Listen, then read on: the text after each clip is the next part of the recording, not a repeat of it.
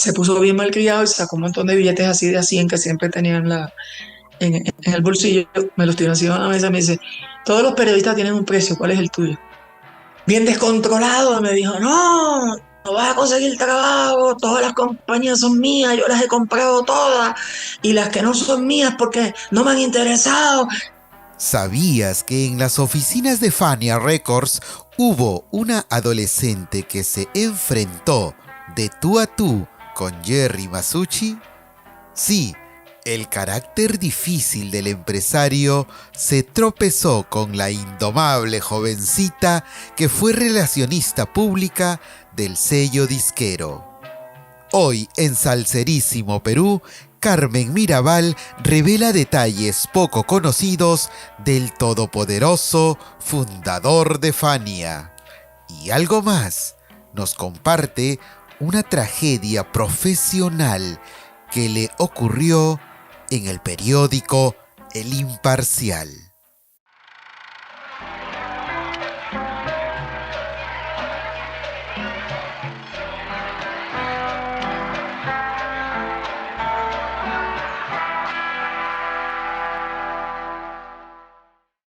Amigos, ¿cómo están? Bienvenidos a la sección entrevistas de Salserísimo Perú. Permítanme presentarles en esta oportunidad a una persona bastante especial y que lo ha visto todo alrededor de Fania, sobre todo esos años iniciales de la década del 70 y quién sabe más, ella nos va a contar ahora todo esto. Periodista, comunicadora social, relacionista público, dueña, empresaria, además de una disquera o de unas empresas que ahora nos va a contar. Con ustedes, Carmen Mirabal. Bienvenida, Carmen, a Salserísimo Perú. Pues muchísimo gusto, yo encantadísima que me hayas invitado. Yo los sigo a ustedes hace mucho tiempo. Te comentaba cuando por primera vez te comunicaste conmigo que me gusta de la forma en que ustedes han tratado el tema, nunca buscando el sensacionalismo ni las cosas que usualmente otro tipo de prensa hace, sino todo lo contrario, buscando cómo mantener vivo un género que se nos quiere morir, pero nos negamos a que eso suceda. Y sobre todo, Carmen, dándole oportunidad a las partes, ¿no? Porque cada uno dice una cosa, el otro opina otra cosa, y es a veces complicado. Felizmente que en la salsa todavía hay gente que puede contar como primera fuente, como testimonio, lo que ocurrió con esos años tan intensos durante la década del 70. Usted entró a trabajar a Fania entre los 14, 15 y 16 años. Ahí, por ejemplo, eso lo tengo medio en nebulosa. ¿Cuándo es exactamente y cómo llega a Fania Records?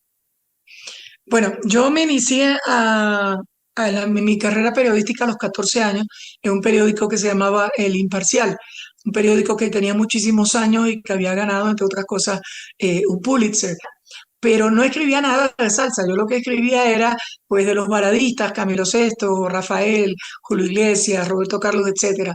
Entonces en Puerto Rico había una compañía que era casualmente quien distribuía Fania. Se llamaba Allied Wholesale y quedaba en la parada 15 donde estaban todos los disqueros. La compañía estaba manejada por dos argentinos que se llamaban Alberto Dirce, Charles Tarrap, y entonces ellos, cuando vieron que yo escribía sobre eso, se me acercaron y me dijeron que si yo podía hacerle lo que se llamaba un fan club genérico. Y digo, ¿cómo que genérico? Y me dice, bueno, sabemos que tú tienes el de Rafael y tienes el de Sandra con tus amigas, pero nosotros vamos a crear una serie de artistas que no los conoce mucha gente y los podemos promover a través de los clubes.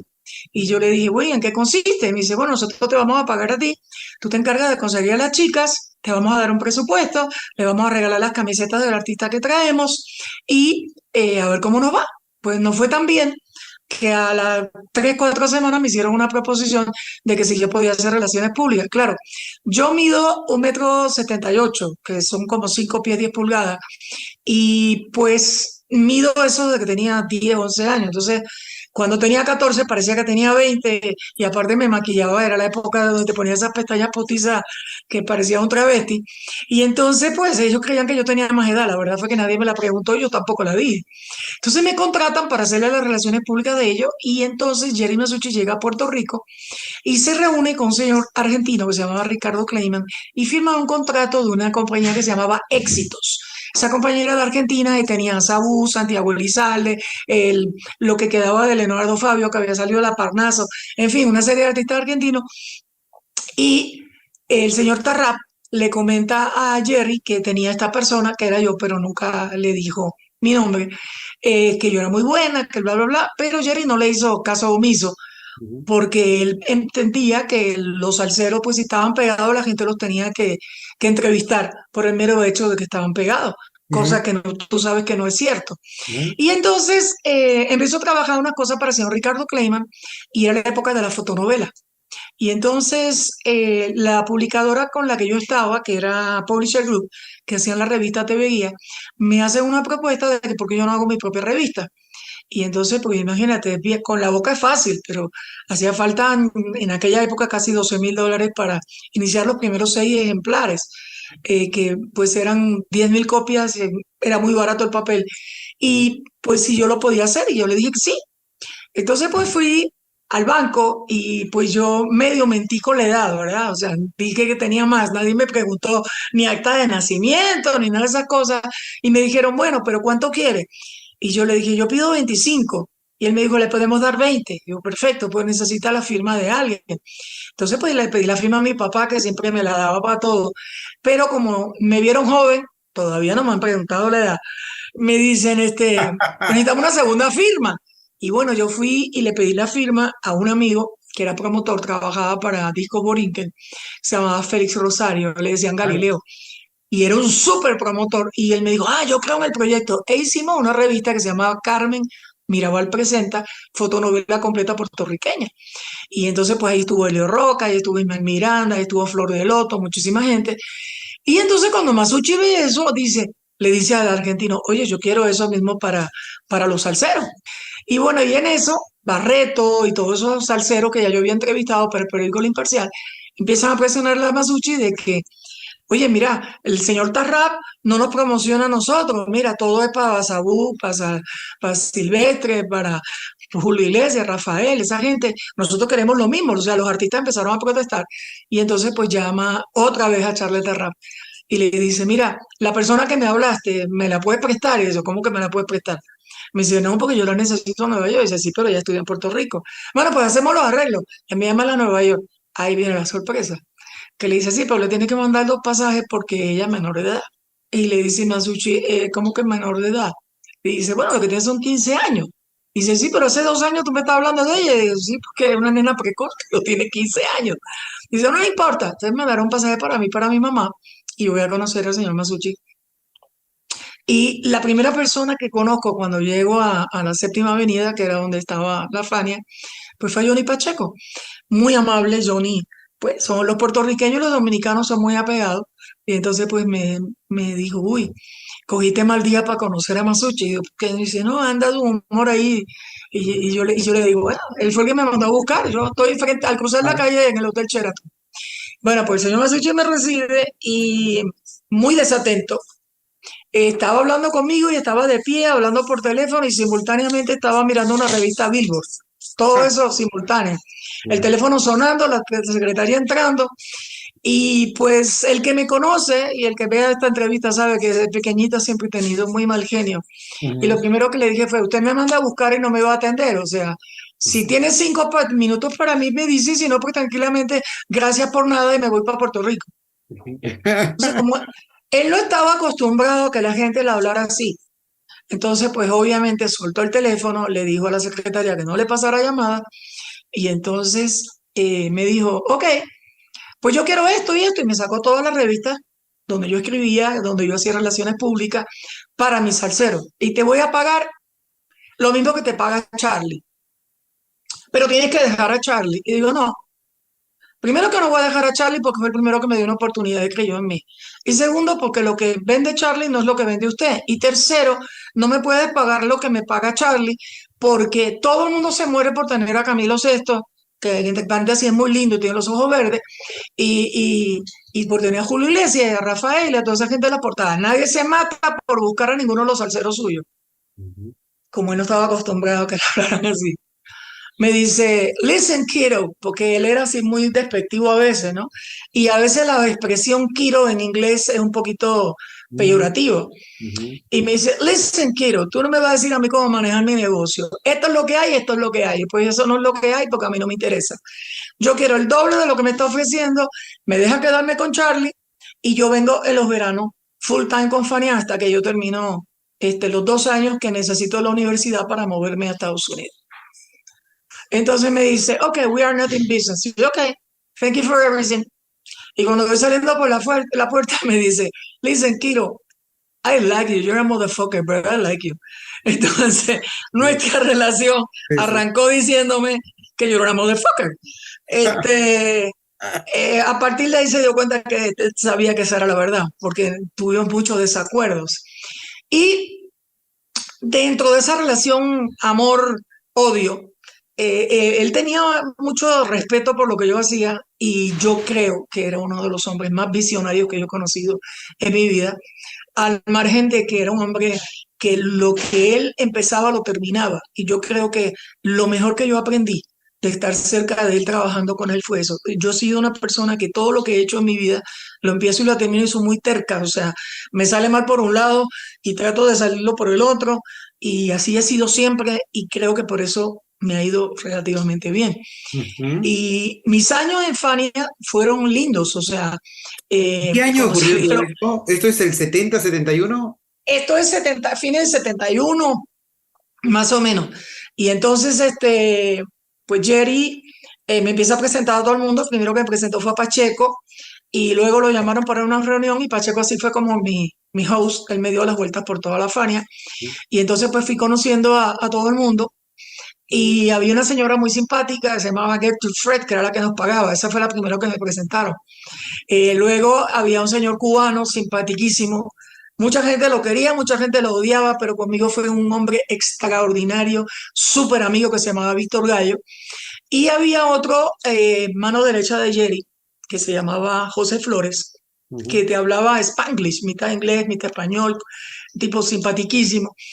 Y bueno, y así, lo fui conociendo a todos. Ese mismo día llegó Willy, estaba Héctor, este, y lo fui conociendo más o menos lo que estaban. Esa misma noche había una fiesta de Fania para un señor que se llamaba Joe Batán. Joe Ah, Batán fue uno de los primeros éxitos que tuvo Fania a ujú. raíz que se formó. Y Batán había hecho unos temas musicales para una película y esa noche había una fiesta. Y bueno, ya que estaba ahí con mi mamá, pues fui. Y pues conocí a los del patio, ¿no? A los que vivían allá. Conocí formalmente a John Motoro, conocí poquito a poco a todos. Pero John Motoro en esa época todavía no era de la Fania. O sea, él Ujú. estaba allí porque era amigo de todos los tipos y siempre caminaba con ellos.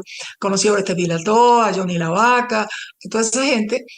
Y fue mi primera experiencia. Al otro día me levanto del hotel, voy y firmo unas cositas allí con la señora Fred, el seguro social, todo ese tipo de cosas. Y ahí empieza otro problema, que pues yo como era menor tenía que firmar a mi papá y yo estaba Claro. viajando con mi mamá. Y entonces pues en esa época no había fax, ni había nada de esas cosas. Así que me quedé relativamente contratada, pero tenía que llegar a Puerto Rico a que mi papá firmara y hacérselo llegar. Sí, había ya este, unos servicios del correo especiales y Ujú. casualmente mi papá era supervisor postal. O sea, así que mi papá rápido le hizo llegar el documento y empecé a trabajar y me pagaron después retroactivo. La primera entrevista que hice en Fania fue bien interesante porque fue a Rey Barreto.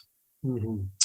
Barreto era un individuo bien callado, bien tranquilo, Ujú. hablaba muy poquito y tenía así como un poquito de complejo de que como hablaba más inglés que español, tenía siempre miedo de meter la pata hablando español. Y entonces me di cuenta que él como que no se dejaba entrevistar y pues me invitó a un baile.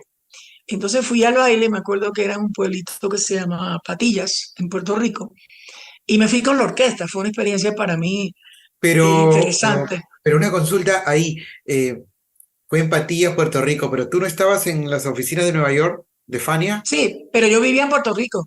o sea, O sea, yo regresaste, trabajaba firmaste y o sea, regresaste. Ok. me regresé. Pero en la oficina de Jerry Masucci en Puerto Rico estaban donde Alain José, donde los argentinos. Cuando él llegaba a Puerto Rico, él tenía su oficina privada, allí también tenía una oficina Tite Curry Alonso, y me pusieron una oficina a mí.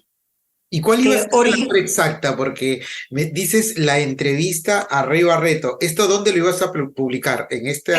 eso yo lo iba a publicar en el periódico El Imparcial y en una revista local que se llamaba TV Guía y que más tarde empecé a escribir en Nueva York, en la revista TV Guía de Nueva York, en la revista Canales del amigo Fernando Campos. O Ujú, sea que ya no escribía para un solo medio, sino para muchos medios. De ahí viene el famoso verano mío en Nueva York, eh, mi primera experiencia de ir a Nueva York, ya pues como persona, ¿verdad? Parte de la Fania. Y entonces me iban a poner en un hotel, pero a mí me parecía muy impersonal vivir en un hotel y entonces, pues por ser menor no me alquilaban, era complicadito. Y como era solamente un verano, no me iban a alquilar por un año. Entonces, pues la señora Celia Cruz tan linda, ella y Pedro me recogieron como que unos 2 o 3 días en su casa. La idea era quedarme con ellos el verano.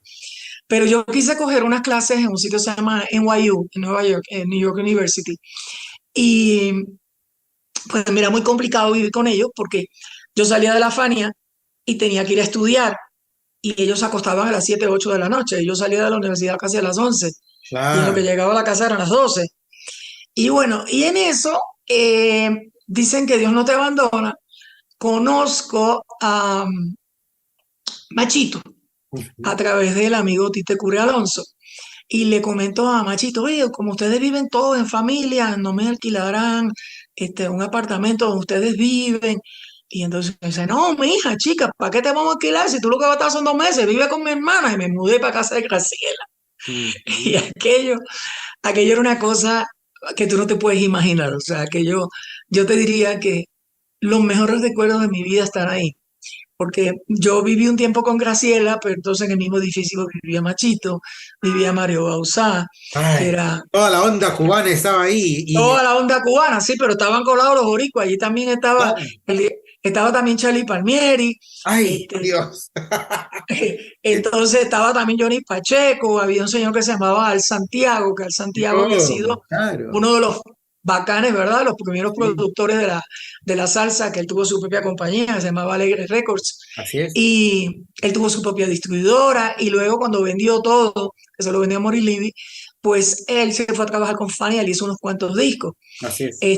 Se pasaba la vida peleando con Pacheco, pero eran íntimos amigos, era una relación de amor y odio, pero Pacheco se fue y se lo llevó. Así es. Entonces te puedes imaginar lo que era para mí. Yo salía de la universidad y yo no dormía porque yo llegaba de la universidad a 10 11 de la noche y cuando yo llegaba a casa de Graciela, los bailes siempre eran de jueves a domingo. Entonces, de lunes a miércoles, pues cuando yo llegaba los lunes, había cocinado Graciela y entonces aquel llevaba el pan, el otro llevaba el arroz, el otro llevaba el romo, el otro llevaba la Coca-Cola y yo estaba sentada, una nena que no había cumplido todavía 16 años, entre todos esos señores extraordinarios con una gran experiencia. ¿Y qué te puedes imaginar? Lo primero que les pregunté, cuéntenme del Palladium. Y eso está aquí. Y bueno, y ahora va a salir en el libro que voy ¿Qué a pasó? publicar pronto. Claro, Y claro. entonces ahí me compartían sus anécdotas. Por ejemplo, Graciela amaba a Billie Holiday. Y los jueves ellos Ah, tenían un día en el Palladium que iba mucha gente americana. Y entre ellos pues iba Billie Holiday, iba eh, Ella Fitzgerald, iba todo. Marlon Brando, o sea, en fin, te puedes imaginar que lo que iba era la crema de la crema porque el Palladium era lo máximo. Así Y es. entonces escuché todas esas historias, entonces aprovechando que ya me estaba haciendo amiga, le digo, ven acá, y es verdad que se mataban Tito Rodríguez y Tito Puente. Y me dice, no, eso es mentira, esos bochinches de la gente. Ellos se querían muchísimo, inclusive Tito. Y además, te vamos a presentar a Tito. Y no pasaron 2 semanas y me trajeron a Tito. Lo conocí, fuimos amigos hasta los últimos días de su vida. Ujú, Y la sorpresa de mi vida fue cuando me presentan a Joe Kane. ujú. Joe Kane era Claro. gerente general arreglista, productor, todo de la Tico Alegre. Ujú. Y siempre me decía, tú estás en el sitio incorrecto, tú tienes que estar con nosotros. Cuando te pelees con Masucci, que eso puede suceder en cualquier momento, te vienes a trabajar con nosotros. Y te va a encantar Mr. Morris Levy. Bueno, él me hizo una labor de venta de Morris Levy. Entonces, claro, en esa época no había internet, o sea que tú sabías lo que te decía la calle. Sí, sí. Y entonces, pues la reputación de Morris Levy no era como que la mejor, Oh, no, no. pero tenía fama de 20.000 cosas. Y entonces, pues yo dije, no, no, yo estoy cómoda donde estoy, tranquilo. Y nos hicimos muy amigos, Joe y yo. Y yo le comento a Joe que a mi papá le gustaba mucho la música cubana y cuál sería mi sorpresa que ellos agarraron unos catálogos que eran de Cuba, de la EGREM, Ujú. y me hizo una colección, me regaló una caja que tenía Los Papines, tenía el Aragón, Mm. la Matancera Vieja con Celia. Te puedes imaginar lo que eso fue para mi papá, eso fue como que, o sea, parecía el regalo de cumpleaños de su vida. Y la Exacto. sorpresa más grande que me dio Joe Kane, que fue un gran amigo mío también hasta los últimos días de su vida, fue que un día me dice, tenemos una sorpresa para ti, Machito y yo, y me ponen al teléfono a un señor y me dice, ¿conoce a este caballero boricua de la Mata? Y yo dije, sí, buenas tardes, ¿qué tal? ¿Cómo está? ¿Quién habla? Y me dice, Tito Rodríguez. Te puedes imaginar que el corazón se Ay. me dio un vuelco. Y aunque él estaba muy enfermito, su orquesta se la estaba atendiendo Pete Bonet, Ujú. él ya estaba mudándose de Nueva York a Puerto Rico y me dijo, no, muchachita, tranquila, nos vemos en Puerto Rico. Lamentablemente ese momento no se dio porque al poco tiempo pues él falleció. Pero tendría horas para contarte lo que fueron esos días Claro. que yo viví en casa de doña Graciela. Eh, yo te diría que tres seres humanos espectaculares, o sea, Don Machito, Mario Bauzá, Graciela, para una persona joven que quiere saber, que quiere escuchar, que está ávida de conocimiento, Exacto. pues para mí eso fue una experiencia extraordinaria. Conocer al Santiago, los chismes que me contó de los líos que tenía con Pacheco, este, él cómo se enchismó porque él tenía que hacerle una producción a, a un artista del Alegre, que no recuerdo en este momento quién era, y Pacheco estaba contando cómo hacer esa producción, él se la quitó y se la dio a Charlie Palmieri, luego conocí a Charlie, o sea que esa era una época, yo te diría, de Cenicienta, o sea, de vivir cosas bien, bien lindas, bien extraordinarias. Y por lo mismo que yo era jovencita, pues todo el mundo me quería llevar para su casa, todo el mundo me quería invitar, no, conoce mi historia y recaudé muchas historias. Yo tenía grabados más de 300 cassettes con la idea de escribir un libro de salsa Ujú. y cuando regreso a Puerto Rico en ese verano, porque eso fue, o sea, en la casa de Graciela, yo grabé entrevistas que te digo, cassettes y cassettes y cassettes de Rafael Cortijo, Ismael Rivera, Vicentico Valdés, Mitel Babalú, o sea, quien tú quieras. Y me los llevo muy feliz para Puerto Rico y yo tenía una oficina en el periódico El Imparcial, en el segundo piso. Y ese día me llama Corey Alonso, que pues había salido de Hogares Crea, Cheo Feliciano, y le habían hecho su disco, Franqueza Cruel, todo ese tipo de cosas. Sí, Cheo. Y iba a debutar en un canal en Puerto Rico y me llama Tite para darme la exclusiva, aunque Tite estaba en BEA y yo estaba en TV Guía, que técnicamente eran competencia, Ujú. pero a Tite no le daba importancia a eso. Y entonces me llama y yo voy a buscar a Tite, pero yo guiaba sin licencia, porque yo no tenía licencia. Y entonces tenía un carro que me había alquilado José Flores. Y entre tú y yo quedaba malísimo, porque daba unas curvas, hermano, que yo no sé cómo yo no maté a Curi Alonso. Y entonces fuimos a entrevistar a Cheo, él para su revista, yo para la mía. Ujú. Y saliendo del canal, veo un revolú en el canal y le pregunto a una periodista y me dice, no, es que tu periódico se quemó. Y yo, como que mi periódico se quemó? Imparcial. El Imparcial. Y hermano, te puedes imaginar, yo no estaba pensando en el fuego, yo estaba pensando en mi caja de cassette, mi caja Oh, de fotografía, ¿qué te puedo decir? Entrevistas con Olga Guillot, fotos con ella, con Machito, con aquel, con el otro. Y cuando yo llego, obviamente los bomberos no te dejaron pasar porque esas cosas de la ironía de la vida, el fuego comenzó en el segundo piso, que era donde estaba la revista sabatina del periódico El Imparcial, de la cual yo era colaboradora y hacía 8 páginas. O sea que, en otras palabras, técnicamente mi oficina fue la primera que se quemó. No te puedo decir todo lo que lloré, porque Claro. a esa edad uno está jovencito, tiene sueños, veía ahí el libro de mi vida, mi Pulitzer, mi hermano, tú no te puedes imaginar, yo tenía, pero tú sabes que le doy muchas gracias a Dios, amigo mío, que tengo una super memoria.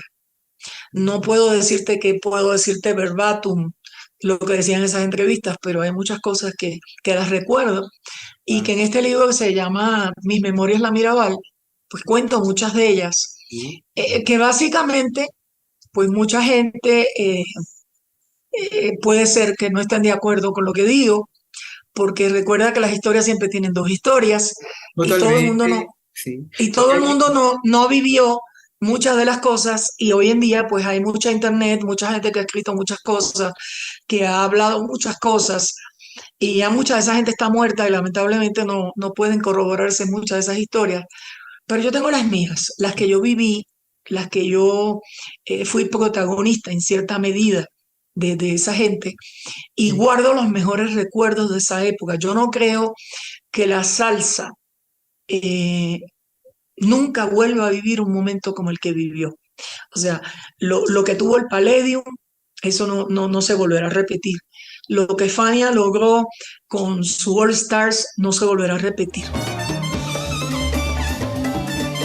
Ujú. Pero Sí, es hay una así. situación, hay mucha gente que mira a Fania como el creador de todo y hay una historia detrás de la historia. Ujú. Antes de existir el Fania All Stars, estaba el Tico Alegre All Stars, estaba el Alegre All Stars, estaba el Cesta All Stars, pero Fania tuvo un hombre visionario como Masucci que vio una gran posibilidad de viajar con ellos, de llevarlos a diferentes partes del mundo, de invertir en películas, de invertir en viajes, y bueno, que todo eso cuesta. En todas las compañías anteriores, como eran mixtas, porque eran mitad americanas, mitad latina, pues no hubo esa visión que tuvo Jerry, Ujú. que pues no era quizás a veces la persona que hubiese uno querido, ¿verdad? En el sentido de que era difícil, a veces tenía mal genio, eh, a veces era medio malcriado, Ujú. eh, no trataba económicamente bien a muchos de sus artistas, pero al fin y al cabo, si lo miras desde el punto de vista del macro, ¿no? De lo que Sí. él logró, El tienes balance, que ¿verdad? mirarlo y lo analizas como un hombre de negocios, que al fin y al cabo eso es lo que él era. Ujú.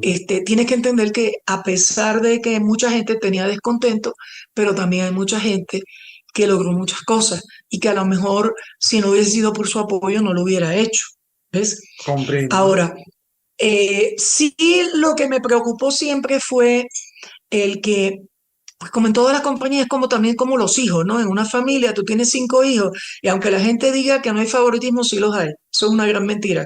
El que diga que no quiere más a un hijo que otro, está mintiendo. Pues con la compañía de disco era igual. Él tenía unos cariños especiales por una gente que no eran los mismos para todo el mundo. Ujú. Y eso pues siempre causa celos, Ujú. causa desconcierto, la gente se siente mal, la gente se quiere ir. Y de ahí fue que empezaron la etapa de las rupturas. ¿Ves? Claro, claro. Miranda se separa de Larry, Héctor se separa de Willy, y así sucesivamente, pues esos fueron cambios todos los días. Pero él era lo suficientemente inteligente como para tener la visión de que pues me quedo con los dos. O Ujú. sea, se separa Miranda y Harlow, bueno, Harlow lo puso en Valla y Miranda lo dejó en Fania. Se separaba Héctor y Willy, pues le hizo una orquesta al uno y le hizo una orquesta al otro. O sea, él tuvo esa visión, eso no se le puede quitar. Pero cuando usted se encuentra con Jerry, ¿cuál es el encargo que le da como relacionista público? Carmen, ¿de que te vas a encargar exactamente de qué? Pues él quería, primero que nada, imagen. O sea, la gente escuchaba por la radio a Peter Conde Rodríguez, pero no sabía si era blanco, si era negro, si era chino, de dónde era. Eh, Sabía de Pacheco porque ya Pacheco tenía una larga trayectoria, sabía de muchos de ellos que venían de otras compañías, pero había mucha gente nueva que no tenía la idea la gente de quién era. Y Ujú. entonces recuerdo que esa era la situación. Entonces él me dijo, sin favoritismo, o sea, no te hagas amigo de ninguno y tú pues públicale a todos, porque todos para mí valen lo mismo. Pero es mentira. Él tenía siempre, de vez en cuando me llamaba y me decía, ¿qué tal fulanito? ¿Qué tal menganito? Recuerdo que mi primera entrevista fue Barreto y yo la publiqué, yo recuerdo que como en 8 o 10 medios y me llamó bien contento y me dijo, me gusta el trabajo que estás haciendo y aunque no tenga los ojos verdes como Camilo Sesto, pues para que tú veas que lo lograste. Claro, él siempre se quedó mordido porque yo le dije que no iba a ser fácil colocar la información de ellos porque no tenía los ojos verdes como Camilo Sesto. Y entonces la primera oportunidad que tuvo me lo tiró. Pero esa era su manera, en cierta medida, de decirte, lo estás haciendo bien. Después de muchos años, Carmen, debes haber analizado y debes tener ya una conclusión. ¿Por qué quebró Fania o qué pasó en la parte final de Fania? Yo no pienso que Fania quebró, yo pienso que la gente empezó a demandarlo porque pagaba mal sus regalías, que eso es público. Ujú. Al primero fue Rubén y después por ahí siguieron. Y llegó un momento que yo creo que él se hastió, porque él empezó a invertir en películas, empezó a invertir en otro tipo de cosas. Hubo un tiempo que él se fue para la Argentina, que se fue para Cuba. De hecho, iba a firmar varios artistas cubanos en aquel momento, yo recuerdo. Este, y de momento tenía tantas demandas y tantas cosas que yo creo que se agotó, se cansó, porque yo no creo que Fania nunca quebró. Fania ahora su catálogo se lo vendieron a una compañía americana y lo vendieron Concord. por un montón de millones de dólares. Lo tuvo un brasileño que se llamaba Guiora. O sea, eso ha pasado por montones de manos desde que Masucci se lo quitó de encima. Inclusive hubo una época que hubo una nueva Fania que la siguió manejando Gallo, que Ujú. firmó una serie de gente y todo lo Claro. demás, pero también la gente envejece, hermano. Ya, yo creo que Víctor ya debe estar bien grandecito y se tiene que haber agotado de... Aparte, mira, el artista tiene una situación, sea Fania o no sea Fania. El artista tiene la misma situación que tienen los escritores, que tienen todas las personas que están en el arte, que siempre piensan que le están robando. Ujú. O sea, venden un disco y ya piensan que vendieron 100.000.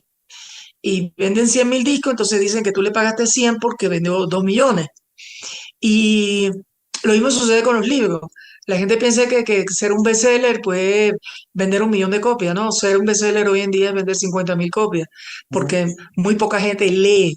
Lo mismo sucede con los discos. Claro. Ahora, volviendo a los años 70, entiendo que alguna vez te hicieron una sorpresa por tu cumpleaños, ¿fue así? ¿Y que tu papá tuvo algo que ver en eso? Sí, cuando la relación de Jerry y mía era bien buena, porque después se puso un poquito hostil. Este, Inicio de los él le 70, ¿no? convenció a mi, Digamos, tenías poco sí, tiempo. a los principios, ¿no? Cuando ya, bueno, acuérdate que yo era totalmente desconocida y de momento que empiezo a tener mi propia bandera. Entonces, él entendía de que por qué a mí me entrevistaban los medios y a los que tenían que entrevistar a sus artistas. Pero claro, también había una situación, o sea, yo era una nena de 14 años que escribía para los periódicos más importantes de los Estados Unidos, o sea que eso no sucede todos los días, y menos siendo mujer. Entonces eso a él le molestaba porque él decía que yo era protagonista. No es que yo era protagonista, a mí me llamó el periódico El Tiempo de Nueva York, que era un periódico muy serio, me dio una página completa y decía, relacionista pública de Fania opina sobre la salsa. Y bueno, podía opinar, tenía los grandes maestros, imagínate, comiendo con Machito, Tito Puente, Palmieri y toda esa gente, pues aprendía de esa gente y aprendía Carmen, pero rápido. captabas todo, todo, todo, ¿no? Claro, Impresionante. entonces eso a él le chocó. Un día yo llegué a la oficina y tenía el periódico y me dijo, yo te pago para que mis artistas salgan en las primeras planas, no para que salgas tú. Y yo soy muy contestona, ¿eh? Entonces yo le dije, perfecto, pero ¿qué culpa tengo yo de ser joven, de ser mujer y de ser bonita? Ese es tu problema. Y me eché a reír y me fui para mi oficina. Entonces él cogió el periódico, lo tiró arriba del escritorio y como la media hora fue, me dijo, yo no sé cómo yo te soporto, porque tú tienes mal genio. Y digo, no, tú me soportas porque yo tengo un genio igual que el tuyo. Y entonces por eso chocamos. pero en el fondo tú me admiras como yo soy. Y se echaba a reír y se iba, o sea, era una relación bien extraña. Yo lo respetaba mucho, pero a veces te gritaba de una forma que eran inadecuadas y yo pues le gritaba. Yo le decía, cuando se te pasa el coraje, hablamos. Y me dice, no, yo quiero hablar ahora. Y yo, pues yo no quiero hablar. Y me iba y le tiraba a la puerta. O sea, eran como que dos jueyes machos en la misma jaula. Entonces, chocábamos mucho. Pero cuando cumplí 16, como le había ido también con el Award Latin Thing y todo ese tipo de cosas, pues él convenció a mi papá de por qué no me daba la firma de la patria potestad a los 16 años te hacen mayor de edad, Ujú. renunciando a la patria potestad. Y como él era abogado, le aconsejó eso a mi papá, porque le dijo, mira, él hace negocios, tiene revistas, tiene un montón de inventos, y entonces el día de mañana, pues, si pasa cualquier cosa, te van a caer arriba a ti y te pueden demandar, porque no deja de ser una nena en el mundo de grande. Entonces mi papá lo escuchó y le pareció que era una buena idea, de hecho me dio la emancipación, que es como se llama el documento. Y entonces había un Funny All Stars que venía para esos días y recuerdo que Santito Colón dice, mira, chacho, yo no me como un pastel hecho en Puerto Rico, eso es una comida típica de nosotros para la Navidad. Ujú. Y me dice, y un arroz gandule bien hecho, y un no sé qué, yo no sé qué cuánto. Entonces ahí inventaron entre Santito, mi papá, una tía mía, y bueno, se celebraron mis 16 años. Y entonces mi mamá tenía una marquesina muy grande y allí pues hicieron un ensayo y estaba Roberto Roena y habían integrantes del Latin Brass y del Latin Tempo, este, y fueron todos, o sea, la casa se llenó de gente y los vecinos se pusieron locos, imagínate. ¿En Claro, qué siempre hay parte fue? vecinos. ¿En qué parte de San Juan? ¿Perdón? Mi papá y mi mamá en paz descanse vivían en Guaynabo, En Guaynabo, que esto es ocurrió donde, ahí. que es donde vivo yo cuando estoy allá. Y Ajá. entonces, pues nada, se hizo la rumba y llegó Willy Colón y llegó Larry Harlow, Richie Ray, Bobby, Mickey Vimari, Masucci, Alex. Y bueno, y aquellos hicieron, qué sé yo, como 150 pasteles, no sé cuántas ollas de arroz con gandules. Estaba Aníbal Vázquez, que se puso a vacilar con Roberto y bailaban súper bien. ¿Y hasta qué año estuviste en Fania trabajando con Jerry? ¿Hasta mediados de los 70 o fines de los 70? No, más bien hasta el 76, casi 77. Lo Ya. que pasa es que tuve una salida. Ujú. Yo escribí un artículo que a él no le gustó, me acuerdo como ahora, donde yo decía que el gran combo le había comido los dulces. Y esa es una expresión bien puertorriqueña. Y le había comido los dulces en el sentido de que como ellos son tan organizados, tan métricos, tú sabes, toda la vida se han distinguido por eso, pues la gente le sacó la bandera de Puerto Rico a ellos. Y entonces, este, pues él se molestó porque yo había dicho eso. Y apareció así como que un poquito molesto en mi oficina y me dice, ¿y usted por qué escribió esto? Y yo, porque es la verdad.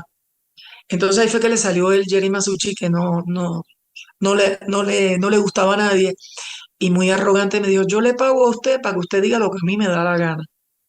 Y yo, no, usted me paga a mí para que yo haga las relaciones públicas, pero mi trabajo periodístico no tiene nada que ver con eso. Y entonces se puso bien malcriado y sacó un montón de billetes así de a 100 que siempre tenía en el bolsillo, me los tiró encima de la mesa y me dice, todos los periodistas tienen un precio, ¿cuál es el tuyo? Oh. Entonces me cogió en esos días que no son muy buenos para mí. Y le dije, pues fíjate, el precio es que me voy, I'm quitting. Y entonces me dijo, no, you're not quitting, I'm firing you. Yo te estoy votando. Y yo, no, tú no me estás votando, a mí nadie me ha votado en ningún sitio. Yo me voy. Entonces me empezó a gritar bien descontrolado, me dijo, no, no vas a conseguir trabajo, todas las compañías son mías, yo las he comprado todas, y las que no son mías porque no me han interesado. Y bueno, y me dijo un montón y detrás de eso vinieron sapos culebras en inglés. Y yo me acuerdo que yo iba entrando, iba reto, yo iba saliendo, pero iba reto, iba entrando, y me dije, ¿qué es eso? Y yo, que me voy, I'm quitting.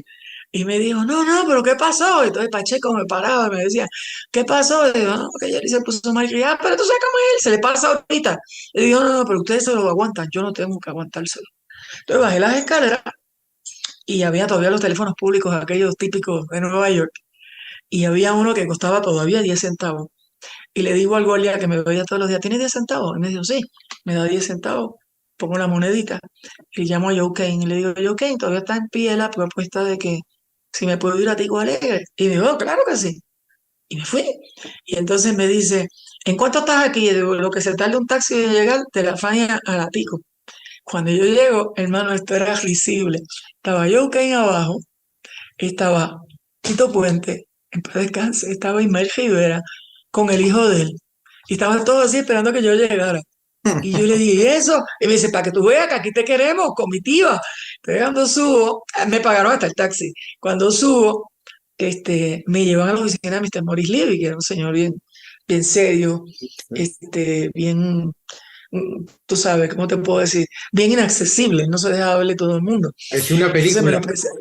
Sí, sí, tipo, bueno, tú sabes, él le decían el Godfather Sí, de la música. total. Entonces, él tenía el nombre ese del padrino de la música. Sí. Entonces yo entro y todo el mundo me queda mirando y yo decía, bueno, ¿qué está pasando aquí? Y entonces me dice, no, no, we're so happy, estamos bien contentos que tú estés aquí. Me dice, me dice, pero vamos a hacer un chismecito, me dice Mr. Levy. Me dice, cuéntame eso de que tú se fuiste de la Fania. Y yo le dije, bueno, realmente fue que pasó esto y él me dijo esto y yo le dije esto. Y esos tipos estaban haciendo un party, o sea, ellos estaban felices de que alguien le había dicho, las cosas no son como tú dices. Entonces, pues me contrataron y entonces vino Joe Kane y me dijo, ¿cuánto tú ganas allá? Y dije, tanto. Yo me subí el precio, pues sí, si me daban lo mismo. Y me dijo, "Ah, pues te vamos a dar lo que ellos te daban más esto. Y te daban carro. Y yo digo, estaban en eso. Ah, pues nosotros te vamos a dar carro. Y te vamos a pagar el apartamento. Y yo digo, "Mano, ¿para qué me voy a ir a esta compañía?". Y entonces me fui, como a los 5 o 6 días, me llama Jerry. Él mismo no mandaba, él nunca mandaba a nadie a hacer las cosas por él. Y me dice, hi, keto. Y yo, I'm not a keto anymore, tú sabes, ya tengo 20 y pico años, ya no soy un keto. Y me dice, sí, sí, pero para mí tú siempre vas a ser un keto. Me dice, ¿cuánto te está pagando ¿cómo fue que me dijo? Ese gánster. Le digo, no, eso no es tu asunto. Me dice, ok, lo que te esté pagando el gánster, yo te lo doblo. Y yo le digo, no, no, estoy bien aquí, estoy cómoda. Y me quedé. Lamentablemente, Morilivi le dio cáncer en el páncreas y se vio obligado a venderle justamente a Masucci. Claro, porque esa compra es del año 75. Sí, bueno, se ejecutó 74, pero se pagó en el 75, Ok. que fue el año clásico de Richie Ray Bobby retirándose. Entonces, pues yo estaba en si regresaba o no regresaba y regresé parcialmente, no tiempo completo, sino parcialmente, porque yo estaba haciendo mi propio negocio. Entonces me dice, ¿y cuánto cuesta el que tú regreses? ¿Hacer qué? Seguía él.